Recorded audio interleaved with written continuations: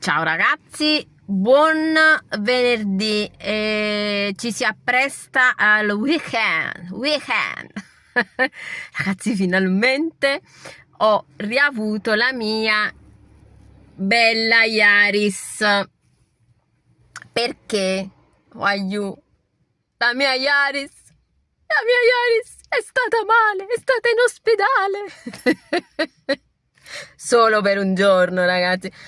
Vabbè, c'è stato un piccolo inconveniente e non ho fatto incidenti. È successo, capita, si è scaricata la batteria, si è scassato pezzo che si appicciano in luce. Vabbè, si appicciano significa si accendono. Ragazzi, io vi voglio fare i video solo in napoletano, perché questo canale ha l'anima napoletana. Quindi va già fare i video solo in napoletano. Poi chi capisce e chi non capisce. Niente, si va su Google, va su Google.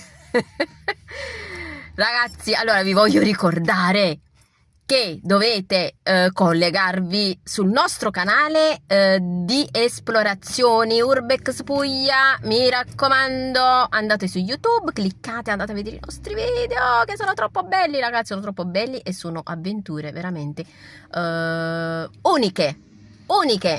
E poi niente, iscrivetevi. Che cosa vi voglio dire stamattina, ragazzi? Che cosa vi voglio dire? Niente, si pensa già un po' nell'aria, si pensano un po' che già alla Pasqua.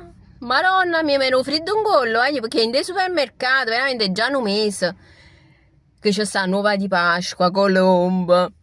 Cioè, ma veramente, stiamo proprio esagerando, ci stanno abbreviando la vita. Ragazzi, stamattina mi ha giusto dato questa canzone nel cervello. Io che non vivo più di un'ora senza te, come posso stare una vita senza te? Sei mio. Ragazzi, questa canzone mi ricordo che cantavo, forse era straniero che la cantavo, ma ricordo, perché non è napolitano. Se era napolitano sicuramente ero preparatissima, però me la ricordo perché ero ragazzina, era bello, mi piaceva, e forse c'è stata pure la versione inglese che io non vi canterò mai perché so parlare solo napoletano.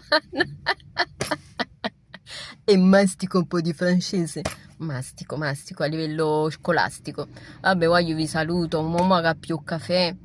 Niente ragazzi, andiamo avanti, mi raccomando, sempre come dico io e come faccio io sempre, quando ci vo.